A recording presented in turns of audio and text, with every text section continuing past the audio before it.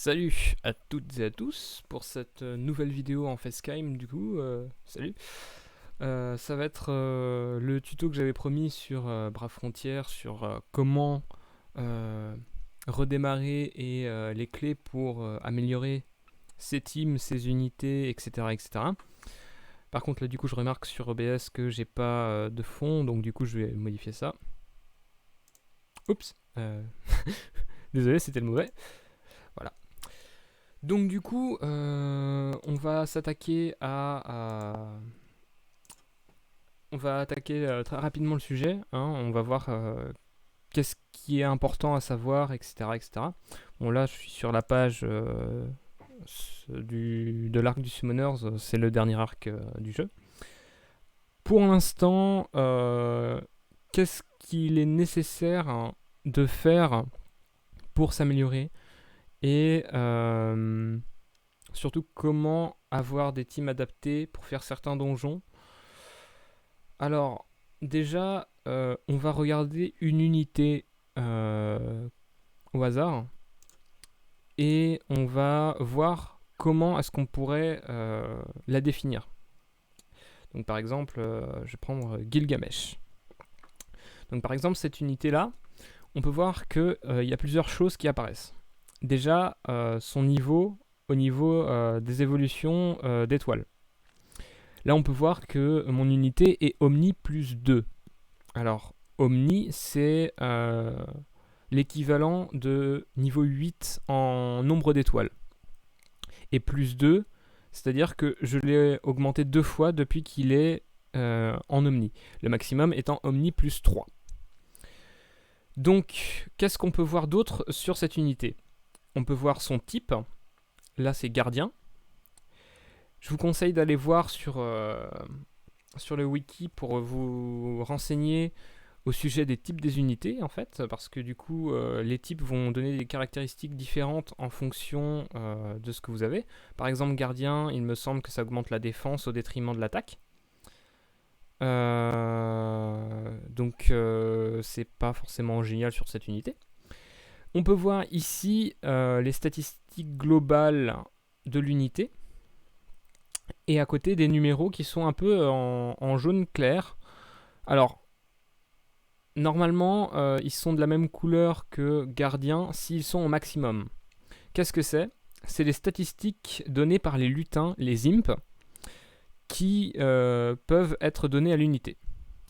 Alors, chaque unité a des statistiques d'imp différentes. On peut avoir des unités avec beaucoup plus de def que d'attaque, ou de rec. Et ça va se jouer en fonction des unités que vous avez. On a un autre truc qui apparaît en dessous, c'est les sphères.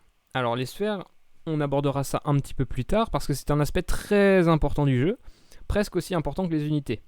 Donc il va vraiment falloir se concentrer à un moment ou à un autre sur l'obtention de sphères viables et aussi du coup comment définir quelles unités vont prendre quelle sphère. On a aussi sur le côté du coup plusieurs autres options là. Alors ce cadre là apparaît uniquement sur les unités qui sont capables de faire un dual brave burst. Un dual brave burst, qu'est-ce que c'est ? Alors il vous faudra deux unités spécifiques. L'unité qui a ça et normalement là vous voyez que c'est Uteria qu'il faudra pour l'autre côté du Dual Brave Burst. Mais ça, c'est pas un truc qui va augmenter la puissance de votre unité. C'est un truc qui va lui donner la possibilité de faire une attaque spéciale. On a quoi d'autre ? On a ici le coût de l'unité. Le coût de l'unité, ça va être négligeable en late, mais ça va être très important en early game, parce que du coup, vous n'allez pas pouvoir avoir énormément d'unités avec un coût maximal. Le coût maximal, c'est 60. C'est-à-dire que vous allez faire un rapide calcul. 60 fois 5, parce que du coup, on peut avoir 5 unités dans une team. Voilà. Donc vous allez faire un rapide calcul. 60 x 5, comme vous le voyez ici, c'est 300. Et vous n'allez pas avoir le coût que j'ai actuellement, le coût qui dépasse largement le maximum utilisable. Vous n'allez pas du tout l'avoir comme ça. Il va falloir monter de niveau assez rapidement. Là, vous pouvez voir que j'ai vachement monté de niveau depuis la dernière vidéo. Notamment dû à mon farm en arène. Parce que du coup, quand on monte un niveau, pour ceux qui ne le savent pas, ça régénère les orbes d'arène. Mais là, actuellement, je les ai pas farmés parce que du coup, on n'est plus en boost de points. Et du coup, on va revenir sur notre bonne vieille unité qui est Kaiser Apex Gilgamesh. Et on va vérifier ce qu'il y a en dernier. Et ce que vous voyez ici, les SP et les enchantements. Alors, enchantement, c'est ce qui va vous permettre de donner des SP, des Special Points, pour augmenter les caractéristiques ou alors ce que vous voulez augmenter chez l'unité. Alors là, vous pouvez voir que c'est un truc qui sera assez particulier et il va falloir vraiment s'attarder dessus quand vous allez créer une team late game et que vous voulez créer une bonne coordination entre vos unités. Donc, maintenant qu'on a vu ça, alors premièrement, comment est-ce qu'on augmente ces unités en Omni? C'est très simple. Déjà, il faut regarder votre unité. Là, je vais en prendre une qui n'est pas Omni. Donc, par exemple, celle-ci. Vous pouvez voir ici qu'il y a 7 étoiles. Et comment est-ce que je peux faire pour qu'elle devienne une unité Omni? Eh bien, ça, c'est super simple. Vous allez juste fusionner des unités, de préférence des cristaux, sur cette unité, jusqu'à ce qu'elle soit niveau max. Vous voyez, là, ici, il y a marqué level max, level max. Et bien, ça, une fois que vous avez fait ça, vous allez cliquer sur Evolve Unit. Et ensuite, vous allez sélectionner votre unité. Et là, ils vont vous donner des matériaux et des monstres nécessaires pour la passer en Omni. Et comme vous pouvez voir, le niveau maximum, c'est plus 120 après, c'est 150. Attention, votre unité retombe au niveau 1. Donc, il faudra la repex pour pouvoir avoir une unité viable. Donc maintenant, qu'est-ce qu'il y a en plus de ça? Eh bien, vous pouvez voir que certaines de mes unités ici sont déjà Omni, mais pourtant que je peux encore utiliser une évolution dessus. Alors, pourquoi est-ce que je peux utiliser une évolution dessus? Parce que ces unités-là ont ce qu'on appelle, du coup, débloquer leurs extra skills. Alors, faites pas attention à celui-là. Débloquer leurs extra skills. Et ce qui veut dire que... mince, désolé. Ce qui veut dire qu'elles ont aussi débloqué leur Ultimate Brave Burst. C'est-à-dire que vous pouvez voir ici, le Brave Burst est de niveau 10 et le Super Brave Burst est de niveau 10 aussi. Il va falloir donner, il me semble que c'est 18 points spéciaux, c'est-à-dire 18 SP, pour pouvoir débloquer tout ça. Et ça va ensuite vous débloquer les enchantements. Et une fois que vous avez ça, vous pourrez passer votre unité en Omni Plus. Et comme vous pouvez le voir, c'est pas les mêmes matériaux qui sont demandés pour passer une unité Omni Plus 2, Omni Plus 1 et Omni Plus 3 que pour passer une unité juste en Omni. Et là, ce que vous allez faire, c'est farmer les matériaux qui sont demandés pour passer votre unité. Et comme vous pouvez le voir, ça augmente aussi vos statistiques d'imp.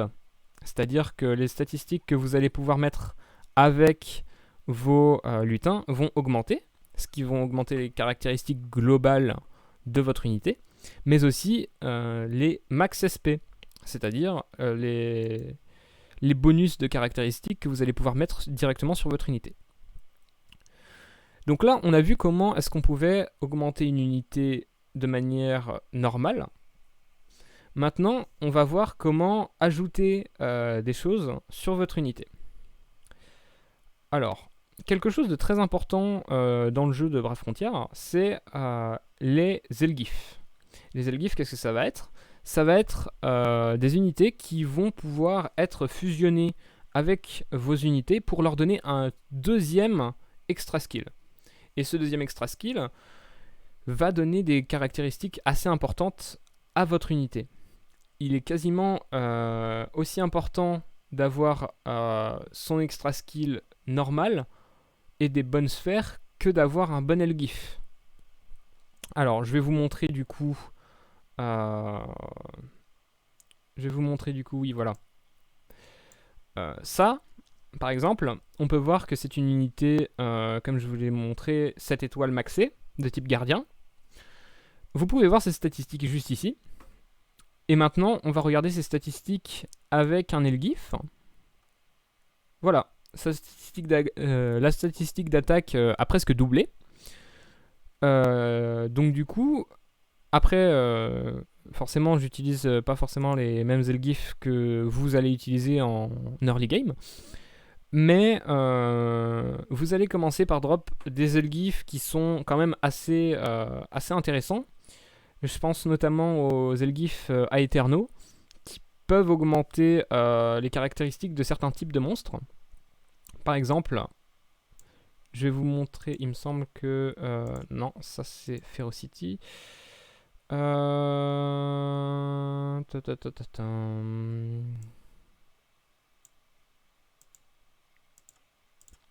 vous voyez en même temps les Elgif de temps en temps. Voilà. Donc lui il est niveau 2, mais normalement niveau 1 c'est une augmentation de statistiques de 20%. Et ça aura exactement les mêmes bonus.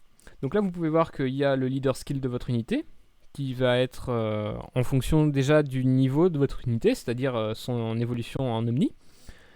En Omni, elle aura tout le temps son leader skill maximal, peu importe son niveau. Par contre, elle n'aura pas forcément son extra skill. Ce qu'il faudra faire, c'est donner des unités qui augmentent les SP pour augmenter le niveau des Brave Burst. Mais l'extra skill de l'Elgif, c'est à vous de décider quand est-ce que vous allez le mettre et quel type d'Elgif vous allez mettre sur telle unité. Donc là, par exemple, si j'ai envie de mettre un Elgif sur... Hop. Si j'ai envie de mettre un Elgif sur... on va choisir une unité au hasard.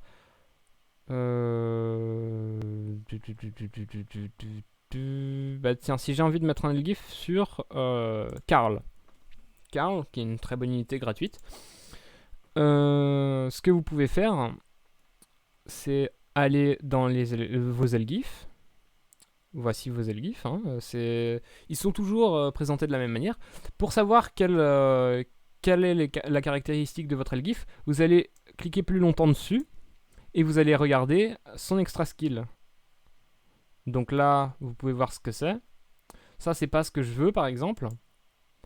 Je vais prendre celui-là, au hasard. Ah, celui-là, je me dis, oh là là, il y a un boost de 20% et tout ça. Mais il faut faire très attention, parce que là, on peut voir que c'est un Terra Aeterno. Et donc, du coup, que ça augmente les paramètres que des unités de type Terre. Et qui ne vont pas augmenter les paramètres, par exemple, de Karl, qui est une unité de type Eau. Ce qu'il faudra faire attention... Parce que du coup, là vous pouvez voir que c'est Ignis, donc c'est pour les types feu. Là c'est Fulgure, c'est pour les types foudre. Là c'est Lux. Je sais même pas si j'ai des Algor à Eterno. Non, il semblerait que non. Donc du coup, ce que vous allez faire en priorité, c'est d'augmenter vos unités. Ensuite, en tout dernier, ça par contre, vous allez chercher vos Elgif. Ou alors les récupérer pendant les événements. La deuxième chose importante, ça va être les sphères.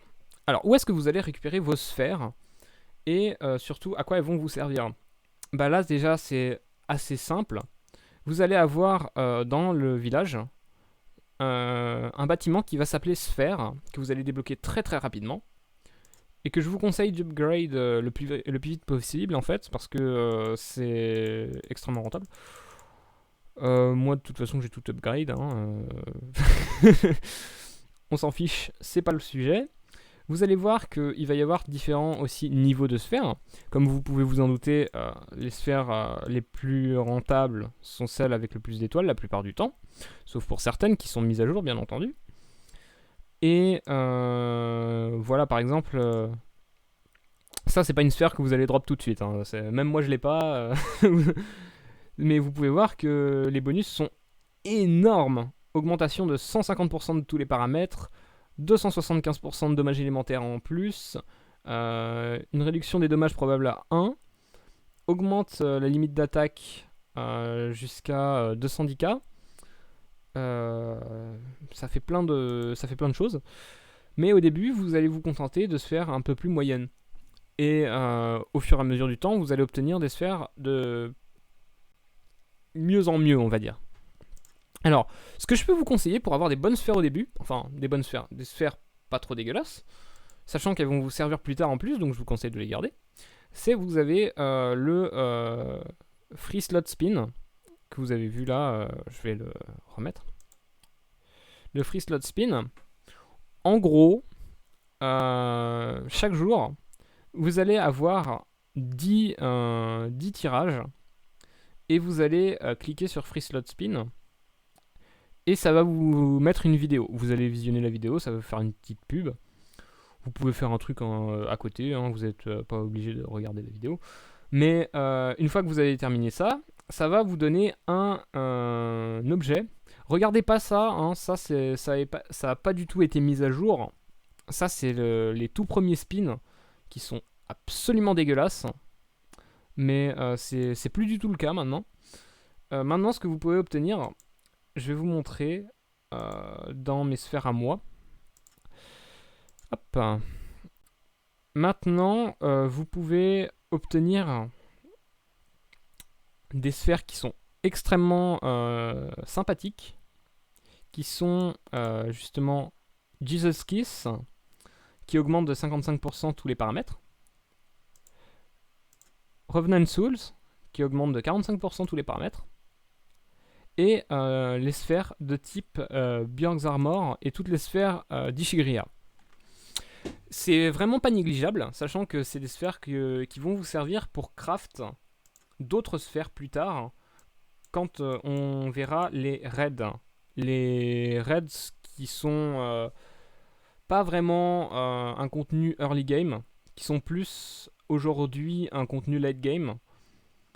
Mais vous pouvez quand même essayer de crafter quelques sphères dans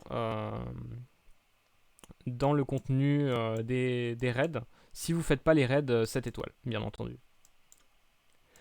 Donc, on va voir assez rapidement... Mince, excusez-moi, c'est le problème des émulateurs, c'est vraiment de la merde pour contrôler. Donc là, on va aller voir à la capitale. Vous allez voir ici, avec marqué sphère, on pourra aussi crafter quelques sphères qui sont intéressantes et qui se débloquent de manière différente en fait. Là, vous pouvez voir que ces sphères-là ont un skin particulier, c'est parce que c'est des sphères de guild. Je vais pas vous expliquer comment fonctionnent les systèmes de guild dans Brave Frontier pour l'instant. On verra ça peut-être dans une autre vidéo. Mais par contre, vous allez pouvoir crafter des sphères qui étaient pas ouf au début, mais qui ont subi des mises à jour et qui sont devenues vraiment pas mal. Comme celle-ci, vous allez devoir drop certains matériaux, comme vous pouvez le voir. Et ces matériaux-là, vous les trouvez dans des quêtes de raid. Je vous conseille d'aller voir vraiment le wiki pour vous renseigner sur les drops de matériaux et savoir quelle quête de raid il faut faire. Dans les raids, vous allez aussi pouvoir faire des raids qu'on appelle des raids classe 7 qui changent tous les jours et drop ces types de matériaux là qui vont vous permettre au fur et à mesure du temps de créer ce type de sphères qui sont des sphères vraiment pas mal. Là vous pouvez voir que Vision va pouvoir être utilisée pour crafter Providence. Et Providence va pouvoir être utilisée pour crafter... voilà. Lament of Dread. Alors, ça, c'est vraiment pas des sphères que vous allez crafter dès le départ, comme je vous l'ai dit. C'est vraiment des contenus late game. Par contre, ce que vous pouvez faire, c'est aller chercher quelques matériaux pour crafter, justement, comme on l'a dit tout à l'heure, des Revenant Souls et des Gisel Kiss. Parce que ça, vous allez pouvoir les drop aussi dans le spin quotidien. Je vais vous montrer.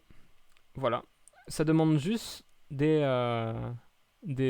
Ash of Oberus et des Protoscales. Et ça va pas vous demander énormément de temps de farming, hein. C'est vraiment très très rapide. Là c'est pareil, Ash of Oberus et Cloudwave. Et au fur et à mesure, vous pourrez même crafter ce genre de sphère assez facilement, hein, parce que ça c'est... Blazing Fist, c'est aussi une sphère qui se drop dans le spin quotidien. On a Revenant Soul et les Protoscales. Donc rien qu'en faisant votre spin quotidien, vous pouvez obtenir ce genre de sphère qui est vraiment vraiment bien. Mais il faut faire attention parce que du coup là vous voyez que c'est que pour les unités de type Lord. Mais bonne nouvelle, dans la prochaine mise à jour de Brave Frontières, il va y avoir un ajout qui était dans la version Europe et qui n'était absolument pas dans la version globale. C'est les Mystery Nouilles. Et qu'est-ce que c'est que les Mystery Nouilles?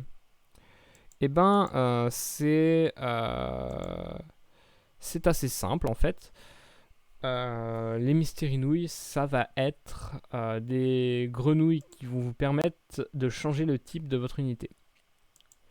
Par exemple, là vous voyez mon Ophiuchus maxé en anima, pas OSP max malheureusement. Et ben si je veux la changer de anima à autre chose, par exemple, je sais pas, oracle, personne ne fera ça, mais voilà. Si je veux changer de anima à oracle, il me suffira de lui donner une Mystery Nouille et de prier pour que ça tombe sur oracle. Par contre, c'est aléatoire et ça resettera le niveau de votre unité. Donc vous êtes prévenus, faites attention à ça. Maintenant qu'on a vu ça, il va falloir préciser quelque chose d'assez important.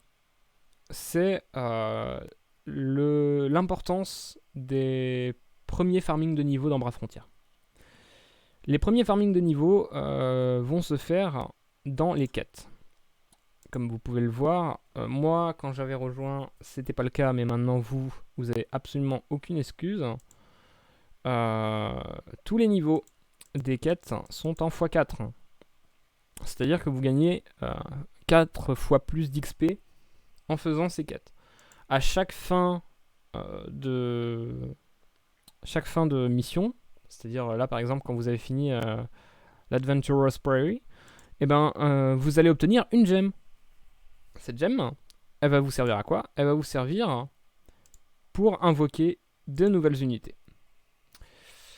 Alors, très important, faut pas invoquer n'importe comment, bien entendu. Faut invoquer en fonction de ce que vous avez besoin, mais aussi en fonction de ce qui est disponible. C'est-à-dire que là, on va aller voir tout de suite quelles sont les unités qui sont actuellement disponibles. Donc là, moi je vais sur la summon de base. Là, il y a les unités Heroes Across the Time avec Roy. Et ici, Destiny Summon avec Awaf. Donc moi, ça m'intéresse pas.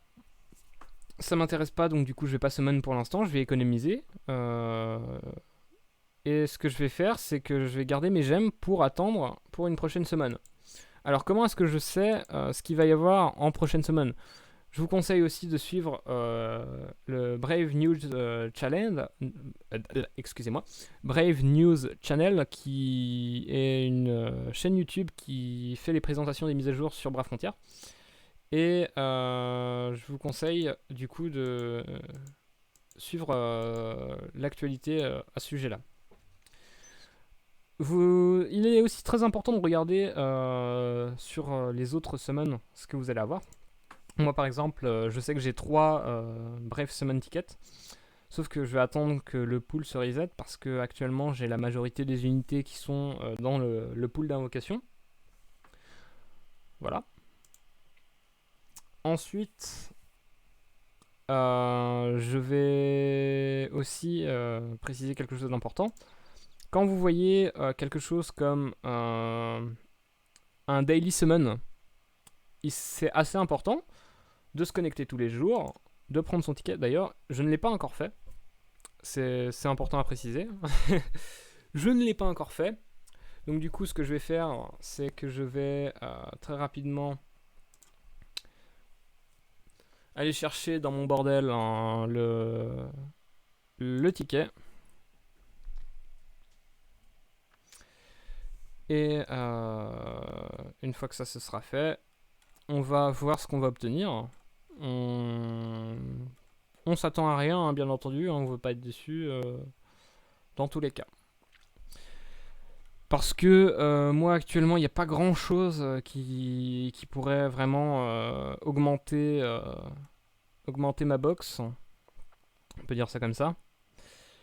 À l'heure actuelle, ce que je voudrais bien, ce serait Aubéry, à la limite. Parce que je l'ai pas. Même si c'est une unité qui est de type O. Et j'ai déjà une team O qui est extrêmement stable. J'ai déjà 2 Dual Brave Burst maxés de type O. Et un Steam maxé aussi. Donc du coup, voilà. Donc du coup, petite parenthèse summon. On va summon sur le Easter Daily Summon. Pour cela, pour me porter chance, je vais actuellement mettre un chapeau.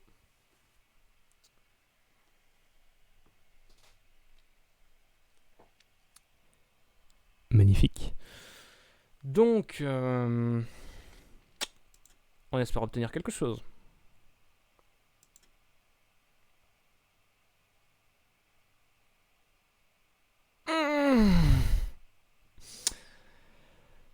Ça, vous voyez, quand il y a un portail comme ça, qui n'est pas un portail noir, ça pique parce qu'on sait que on aura forcément un portail de type merdique.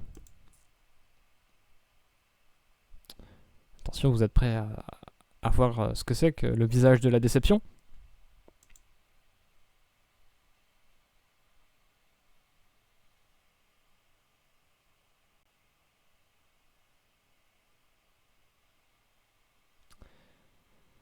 Voilà. Donc, par contre, très important pour les early game aussi, ces unités ne sont pas achetées, bien entendu, puisque du coup elles sont très utilisables, elles ont des dual breath burst, et elles sont assez faciles à monter de niveau. Les unités de ces portails arc-en-ciel. Bien entendu, toutes les unités que vous voyez là ne sont pas maxées, hein, j'ai pas que ça à foutre, on va dire. Mais, du coup, l'important, ça va être de se fixer des objectifs. Alors, comment est-ce qu'on peut se fixer un objectif? Bah, par exemple, on va aller voir dans, par exemple, les donjons. Vous allez regarder... Allez, je vais prendre celui-là. Vous allez regarder ce donjon-là et vous allez vous dire, ben, je vais tester la version normale du donjon. Je vais prendre des unités, n'importe lesquelles. Hein, enfin, si vous connaissez le type du boss, si vous connaissez la stratégie adoptée et tout ça, faites en fonction, hein, bien entendu. Mais si vous connaissez pas la stratégie du boss, essayez de faire un truc. Essayez de mettre votre team la plus puissante ou alors la plus safe. Donc là, vous allez commencer le combat. Et en fonction de ce que vous allez faire, vous allez vous dire, bah, si j'ai réussi le donjon, tant mieux. Si j'ai pas réussi le donjon, qu'est-ce qui a fait que je n'ai pas réussi le donjon? Est-ce que c'est mes unités qui sont pas adaptées? Est-ce que c'est le fait que leur Elgif n'est pas assez puissant? Est-ce que c'est leur sphère qui leur fait défaut? Ça peut être plein de choses en fait. Et c'est très important de vite se rendre compte de ce qui fait défaut à son compte.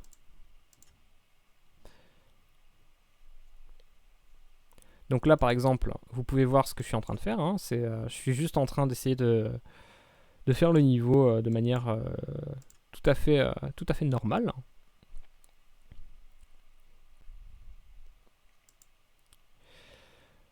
Et comme je l'ai dit, il va y avoir un moment où ce que vous allez faire, c'est vous demander est-ce que j'arriverai à faire ce type de donjon. Au fur et à mesure du temps, vous allez voir que la difficulté va forcément augmenter.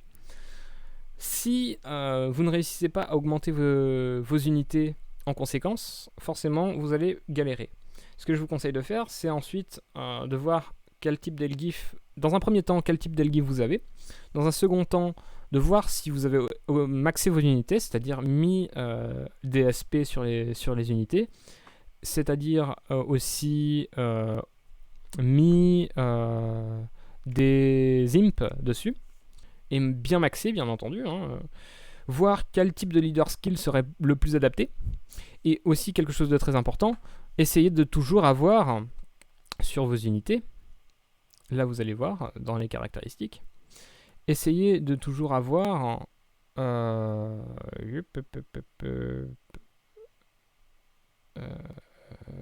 non, un mauvais exemple. Voilà. Essayez de toujours avoir quelque chose qui vous protège des afflictions. Les afflictions, c'est status ailment.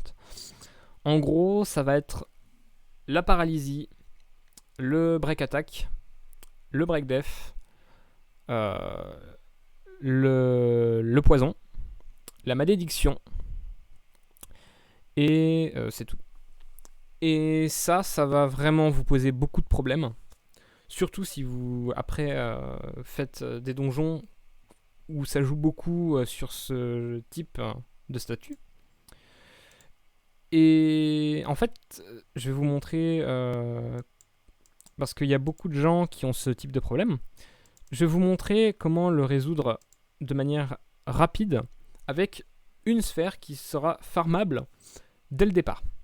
Alors, quand je dis dès le départ, c'est bien entendu une fois que vous aurez au moins une unité Omni. Parce que si vous n'avez pas d'unité Omni, il va falloir commencer par économiser vos cristaux, les cristaux qui sont des mobs qui donnent de l'XP à vos unités. Et une fois que vous aurez économisé assez de cristaux pour pouvoir monter vos unités niveau max, vous allez acheter dans le shop de mérite, que je vais vous montrer tout à l'heure, de quoi passer votre unité en Omni. C'est très très important. Au début, concentrez-vous uniquement sur une unité. Une fois qu'elle est bien maxée, concentrez-vous sur une autre unité, etc., etc. Parce que si vous vous concentrez si vous vous éparpillez sur plusieurs unités, vous allez plus vous y retrouver. Et c'est pas ce qu'on veut. Ce qu'on veut, c'est progresser le plus rapidement possible et pouvoir faire profiter son compte du bonus que chaque donjon rapporte. Parce que si vous faites, par exemple, le donjon que je suis actuellement en train de faire, c'est un donjon qui, au départ, quand il est sorti, pendant une semaine, donnait des gemmes bonus. C'est-à-dire que si on le faisait pendant la semaine, on pouvait obtenir certaines gemmes en plus. Donc du coup, c'est quelque chose qui sera important à prendre en compte. C'est essayer de faire les donjons le plus rapidement possible. Bien entendu, en early game, vous allez surtout vous concentrer sur les donjons qui sont déjà là et qui vous rapporteront des gemmes, évidemment, mais aussi sur d'autres types de contenus, notamment l'arène. L'arène, qu'est-ce que ça va vous apporter ? Eh bien, ça va vous apporter de manière régulière des gemmes pour invoquer et des sphères qui sont pas négligeables. Vous allez voir que certaines sphères de l'arène sont vraiment, vraiment pas mal. Donc là, on est sur le point de finir le niveau que j'ai lancé, normalement. Parce que... Bon, normalement, moi, je suis pas au même niveau, du coup, ça passe en auto. Mais vous allez pas faire ça, vous, bien entendu.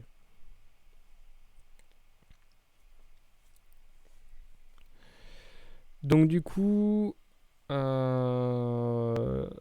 une fois qu'on aura fini ça, je vais vous montrer le shop de mérite pour justement acheter de quoi passer vos omnis, vos unités en omni. On va juste faire ça. Comme ça va plus poser de problème. Et qu'est-ce qu'il y a d'autre à dire là-dessus? Bah, il n'y a pas grand-chose. Hein. Une fois que vous avez compris le système sur comment augmenter vos unités, bien entendu, ça va être beaucoup plus simple. Après, effectivement, il va y avoir... bon, je vais quand même... Là, j'ai la flemme de finir l'entièreté du niveau. Donc du coup, je vais le laisser comme ça. De toute façon, j'utilise pas pour l'instant mes... J'utilise pas mes points. Une fois que vous allez, du coup... une fois que vous avez trouvé comment faire pas mal d'unités omni, c'est-à-dire vous allez ici, ensuite vous allez dans challenge, vous faites tous vos challenges quotidiens. Vous pouvez aussi échanger les unités que vous avez en double, c'est-à-dire que là par exemple je vais pouvoir échanger ce que j'ai eu tout à l'heure. Vous faites trade unit et là vous voyez que j'ai les unités qui sont bloquées, c'est les unités en gris. J'ai pas bloqué mes Elgif parce que sinon je pourrais pas les fusionner. Et là, par exemple, ces deux unités-là, je les ai. Elles me servent pas. Du coup, je fais trade. Et là, qu'est-ce qui va se passer? Ça va me donner 4000 points. Voilà. Et ces points, qu'est-ce que je peux en faire? Bah, c'est très simple. Vous allez, hop, dans Exchange All. Et normalement, vous allez accéder à des totems miracles, vous allez accéder à des burst frog, et des burst emperor, et des sphere frog. Ah oui aussi, ça j'avais oublié de le préciser, mais les burst, enfin les sphere frog sont très importantes parce que vos unités de base ne peuvent tenir qu'une seule sphère. Si vous ne fusionnez pas une sphère frog à vos unités, bah, malheureusement elles ne pourront pas en tenir deux. Donc du coup c'est très important de farmer aussi des sphères frog. Là, les cristaux, comme on a dit, ceux-ci sont des assez récents, enfin assez récents. Ils sont de cette année, quoi, et c'est des nouveaux cristaux qui permettent d'augmenter assez rapidement les unités. Et cela, ça va augmenter vos SP, de manière sûre. Les Burst Frog augmentent de 1 SP et les Burst Emperor de 5 SP. On a aussi les Burst Queen qui augmentent de 20 SP, et les Omnifrog qui augmentent de 30 SP. Donc là, vous pouvez voir qu'il y a tous les types de coffres aussi. Et là, vous avez vos matériaux d'évolution, ainsi que des cristaux de différents types. Et c'est là, en fait, où vous allez farmer la plupart du temps ce dont vous avez besoin pour passer vos omnis comme vous le souhaitez. Il y a aussi vos imps, comme je vous ai dit tout à l'heure. Ça, vous n'allez pas les avoir tout de suite. Hein. C'est moi qui les ai revendus, c'est tout. Là, il y a des sphères qui sont pas forcément ouf. Je vous conseille quand même de crafter, de voir les matériaux qu'il faut pour crafter une sphère, cette étoile qui est dedans, qui pourrait être pas mal au début pour vous. Là, vous pouvez voir qu'il y a certains matériaux, des matériaux de raid, des matériaux d'Omni Plus, etc., etc.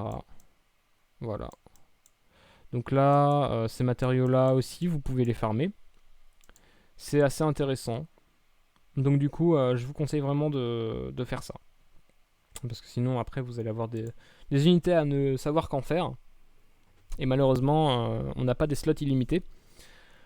Il y a eu un événement récemment qui a donné des slots en plus pour les joueurs qui étaient déjà dans le jeu. Malheureusement, maintenant, ce n'est plus le cas. Et voilà, en gros, ce qu'il est important de savoir. Maintenant, il y a aussi des événements, comme vous pouvez le voir dans le Event Bazaar. Alors, ce sont des événements, certains définitifs, c'est-à-dire vous pourrez aller dessus quand vous voulez, par exemple le Vortex Arena, etc. etc.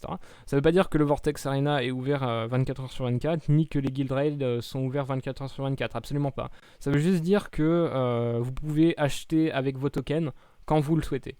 Par contre, il y a des événements qui sont limités. Par exemple, l'event de Pâques, là, aujourd'hui, se termine dans 10 jours. Voilà. Donc là, vous pouvez voir ce que je peux acheter avec mes tokens. Il y a souvent des sphères qui sont exclusives aux events qu'il est possible d'acheter. Donc du coup, maintenant qu'on a vu comment faire des donjons, comment se donner des objectifs, comment améliorer ses unités, eh bien on va avoir un autre aspect du jeu qui s'appelle l'arène, qui est un aspect PVP. C'est-à-dire que vous allez affronter des teams faites par d'autres joueurs qui ont eux-mêmes donné des sphères, qui ont eux-mêmes donné des Zelgif à leurs unités. Donc là, on va faire l'arène classique. L'arène classique, en gros, vous avez un avantage puisque les unités adverses ne peuvent pas utiliser de Super Brave Burst. Mais par contre, c'est l'intelligence artificielle du jeu qui va jouer à votre place et à la place de l'adversaire. Donc en gros, va falloir augmenter vos unités et voir ce que ça va donner. Donc là, vous voyez que j'ai activé les debuffs aléatoires. Ça permet de gagner un petit peu plus de points. Là, mes sphères sont désactivées. Donc ça veut dire que ça, c'est les statistiques de base de mes unités. Vous n'aurez pas ces statistiques de base, vous, parce que vous n'allez pas avoir, comme je l'ai dit, des unités qui sont maxées, évidemment. Vous, ce que vous allez avoir, ce sera plus des 40 000. Ce qui est déjà assez viable en arène. Mais, du coup, ça va être principalement l'aspect early game. Mais vous allez très vite vous rendre compte que au bout d'un moment, votre expérience gagnée dans les quêtes ne vous suffira plus. Et donc du coup, dans ce cas, qu'est-ce qui sera important de faire? Eh bien, il sera important de faire du Vortex Arène, enfin pas du Vortex Arène, excusez-moi. Il sera important d'aller dans le Vortex et de faire le donjon du lundi. Pourquoi est-ce que je parle du donjon du lundi? Parce que le donjon du lundi, c'est le donjon Mana XP, qui est toujours ici. Donc vous allez cliquer ici. Bah là, vous ne le voyez pas, mais là, vous voyez que certains donjons sont là. Donjon du week-end, donjon du mercredi, etc., etc. Ceux-là sont des donjons définitifs, hein, c'est pas la peine de faire trop gaffe à ceux-là. Par contre, certains donjons, tels que le donjon du vendredi, qui est le donjon du gold, ne sont pas définitifs. Donc du coup, quand vous allez voir le donjon d'expérience, il est assez important d'y aller pour farmer son expérience, parce que c'est quelque chose qui me prend énormément de temps. Le niveau maximum du jeu étant 999, ça fait plus d'1 an et demi que je joue à ce jeu. Enfin, que je joue sur ce compte en tout cas. Et que du coup je farme dès que possible le donjon d'XP. Et vous pouvez voir que je suis que niveau 809. Ça va vous prendre beaucoup de temps pour avoir un niveau assez conséquent. Cependant, vers le niveau 200, normalement, vous devriez arriver au coût maximal et vous ne devriez plus avoir de problème au niveau du placement de vos unités. Donc, maintenant qu'on a vu tout ça, eh bien, il va falloir aussi déterminer quel type d'unités seront importantes dans vos teams. Parce que là, quand on regarde ces unités-là, on peut se dire, ouais, ben, c'est des unités qui vont attaquer l'ennemi, et taper, et faire des dégâts, etc. Non. Il y a différents types d'unités. Il y a des unités de type boost, qui vont être des supports, qui vont augmenter les statistiques, ou alors certaines caractéristiques qu'on cherche. Il y a des unités de type nucker, qui vont faire en sorte de taper très fort. Il y a les unités de type heal qui vont régénérer la vie de vos unités. Il y a les unités de type mitigeur qui vont, elles, créer une espèce de barrière qui vont diviser les dégâts reçues, qui vont être des unités vraiment très très importantes, surtout pour les early game. Parce que si vous prenez plein de dégâts, vous allez le sentir passer. Comment est-ce qu'on reconnaît un mitigeur? Eh bien, c'est très simple. Vous allez regarder dans le Brave Burst et le Super Brave Burst. Du coup, vous allez cliquer ici. Et vous allez regarder s'il y a ceci. 50% de dommages réduction. Ça, c'est 50% de dommages réduction. Ça veut dire quoi? Bah, ça veut dire que, tout simplement, vous allez subir 50% de moins de dégâts qu'en temps normal. Et c'est pendant 2 tours. Et vous pouvez voir que ça peut augmenter jusqu'à 100%. Ça veut dire que si vous utilisez l'Ultimate Brave Burst, vous allez subir un dégât. Bien entendu, il existe des attaques qui percent la mitigation, donc faites attention à ça. Mais globalement, c'est des unités qui vont être très efficaces pour parer les coups. Au début du jeu, il va être important de mixer les mitigeurs avec des heals. Alors bien entendu, des heals, on en trouve sous certaines formes. Je vais vous montrer à quoi ça ressemble du coup un heal, bien entendu, dans ce jeu. Si j'ai réussi à les retrouver, mes heals, bien entendu aussi. Ce serait pas mal. Voilà. Donc là, voilà. Hugely Restore HP. En fait, quand vous voyez Restore HP, ça veut dire que ça va donner, ça va régénérer votre vie. Et si c'est précisé que c'est pour quelques tours, ça veut dire que ça va vous donner un heal overtime qui va vous permettre de contrer des dots. Dots qui seront assez chiants sur certains niveaux. Donc du coup, vraiment une unité à ne pas négliger au départ. Bien entendu, après, quand on a des unités qui peuvent se heal en fonction des dégâts, c'est mieux. C'est mieux. Je dis pas que vous allez trouver ça dès le départ. Bien entendu, la plupart des unités qui se heal en fonction des dégâts ont besoin de faire énormément de dégâts pour pouvoir bien se heal. Et ça risque pas d'être votre cas au départ. Voilà, donc du coup, ça c'est à peu près tout ce que j'avais à dire sur comment est-ce que on va procéder. J'enlève mon chapeau. Comment est-ce qu'on va procéder au début du jeu sur les unités, sur comment est-ce qu'on va les augmenter, qu'est-ce qu'on va privilégier, comment construire sa team. Donc, je rappelle, un mitigeur, un healer, enfin ça c'est pas des, faites pas attention à ça, c'est pas pareil, mais un mitigeur, un healer.